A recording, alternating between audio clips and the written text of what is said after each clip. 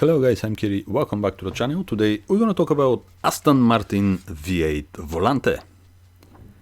We have the opportunity to see this very beautiful example of an era when Aston Martin was very conservative, very traditional if you want, but on the end the cars were a piece of art. All hand-built, very prestigious, and you can see them every day on the road. For example, this car in front of us was built for 4 months, from start to finish.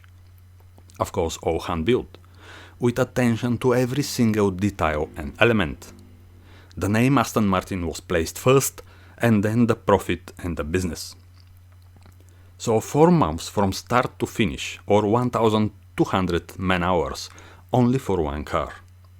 And to have this car you need to be royal, you need to be someone. Especially when the car is with this very British green color, probably the most common, or royal navy blue, or some burgundy red, or black even, really car for high-class people. The model V8 was available as a coupe, was calling just Aston Martin V8, or convertible, like the car here in front of us, Aston Martin V8 Volante. Aston Martin had, and still has, a different naming for their convertibles. They call them Volante. Some other car manufacturers naming them differently, for example Ferrari, they naming them Barchetta, Spider or Aperta. Some other Cabriolet, Mercedes and BMW, they calling them Roadster, etc, etc. But Aston Martin, they need to be different, so Volante. The model V8 was presented for the first time in 1969 and was in production very long time, up to 1989, more than 20 years. But for this time they built only 4,021 cars, for both coupe and Volante version, from which near 2,700 cars are coupe and approximately 1,400 cars are convertible soft top. Was available hard top for some Volante cars, but not many had left the factory with this spec top. Was time when Aston Martin cars were very similar to design to the American muscle cars, but this actually is true, because many of the elements of this beautiful car are being designed to look like the very early Ford Mustang, which was the favorite car for the Aston Martin designer back on the time. So the influence is visible. Was a Grand Tourer car with V8 engine, front longitudinally mounted, 3-speed Chrysler or 5-speed manual Zandrak fabric gearbox, and rear wheel drive only. Absolutely classic configuration for this very stylish car. 2+2 seats, the front 2 seats are very comfortable, the back seats are comfortable as well, but they're a little bit small, only 2 doors, and the saloon inside was the best ever made back on the time. Probably the same level with Rolls-Royce, because both companies been using the very famous Connolly leather and real wood for the trims inside the car. This car was the actual successor of the well-known Aston Martin DB6, which itself was the successor of the very famous, maybe the most famous, Aston Martin DB5. So to succeed the legendary DB5 model, imagine how good needs to be the car. And the car really was very good and successful on the same time. Now is the time to say again, 4 months to build one car from start to finish, or 1,200 man-hours. Absolutely top car in any aspect. Just one thing wasn't that great, like the Aston Martin DB5, and this was the weight. The DB5 was a Superleggera with Italian racing heritage. Here the Aston Martin V8 was very heavy car. Over 1,820 kilograms, even the Volante was a bit more. And all this was just because they wanted to make the car more luxury and more reliable. How you can see here inside the interior, we've been talking about very high top level leather with real wood inside, and it's just piece of art. Every stitch on the leather every cut, every shape was made to just to look very beautiful. And this example really depicts the car absolutely fantastic. You can see here the rear seats, they are not that big, but on the end, two people, they can see it on the back side as well. One more time, let's see the steering wheel here, the clocks, the indicators, everything is just very absolutely beautiful. So the car was heavy, of course, because how you can see this is with automatic 3-speed Chrysler gearbox, and the gearbox was heavy again, and all this equipment inside the car as well, the weight is gonna go up. So to make the car more luxury and more reliable, of course, the car is gonna be a little bit more heavy. Now we're gonna say, okay, but the DB5 was 6-cylinder inline, and V8 Coupe or Volante is V8 engine, so it's normal to be heavier car. But Aston Martin was claiming the new V8 engine is heavier than the 6-cylinder, just with 14 kilograms. So wasn't the engine fault to make the car heavier?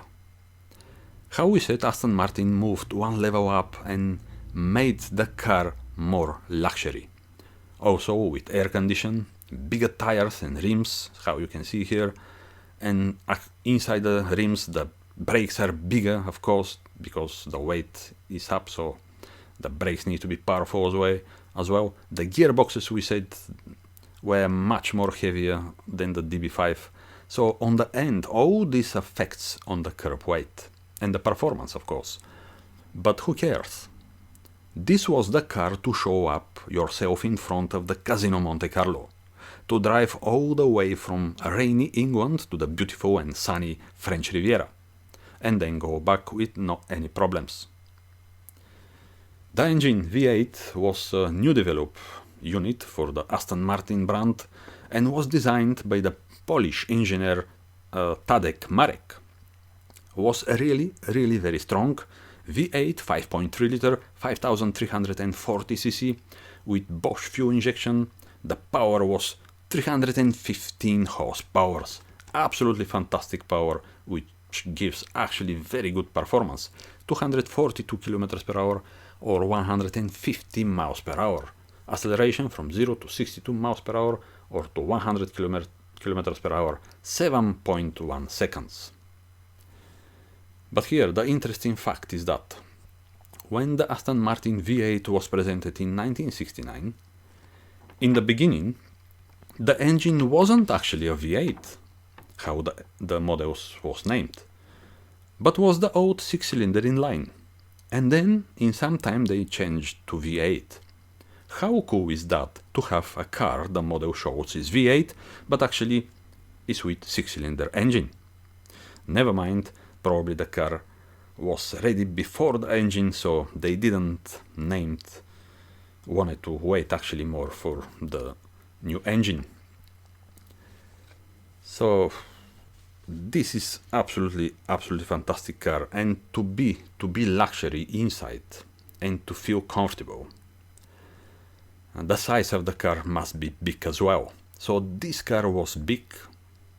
The wheelbase was 2 meters 610 millimeters, which actually is not very small, and the passengers on the back sides, they can feel a little bit more comfortable.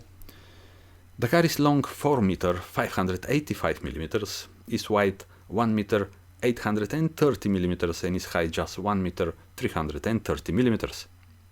The early Aston Martin V8 are known as a DBS V8, and it's actually the same body, just the front grille is different. Actually all the front side is completely different, with 4 round lights and different shape grille. But then I think in 1972 they made a facelift, so 2 main round lights and 2 additional round again fog lights, but both designs are very cool. Like the predecessor Aston Martin DB5, this model V8 is a movie star as well, which moved the popularity of the car up to the sky. The favorite for many people, James Bond character in the movie The Living Daylights, and then again in the No Time to Die, was present in this car, and actually this car was the main actor in this movie. And then the other famous movie was the Persuaders, where Aston Martin DBS V8 was, let's say again, the main actor. So very, very famous car back on the 70s and 80s. In many other movies as well, the car was presented, so it was very, very, very famous car. But the quality as well was up to very, very high level. So because it was all hand built, so every job was checked before the car to be moved to the next stage. So the quality was really, really high top. This was the main Aston Martin model for 2 decades, from 1969 till 1989, we said. The top of the range was replaced by the new model in 1989. Very muscly looking, again, Aston Martin Virage. This was another car, the real successor of this Aston Martin V8, with V8 engine again. So very distinctive part of the cars are the alloy wheels, how you can see here. They are 15-inch, and the tires 235 70 15 or 225 70 15. And 70 actually, they are very high profile tires, but this car is not only for sports, but it's for comfort as well, because we said this is a GT car, Grand Tourer, so it's for long rides. The people inside the car, they need to feel comfortable to drive 1000 miles, let's say. So the tires 70, they were high profile, but actually very comfortable. And there was no chance to see the same cars, because they were spec very individually, and because of the hand built job. The car was popular in USA as well, but there were different bumpers because of the US spec regulations. A little bit ugly, but also this bulge on the hood, how you can see, but later they removed because of the different fuel injection system. So the hood was flat. Early 1980s, when they changed the fuel system. So the car is absolutely fantastic. Guys, I hope you liked the video about this Aston Martin V8 Volante. If you like, please subscribe my channel, and see you next time, guys. Bye!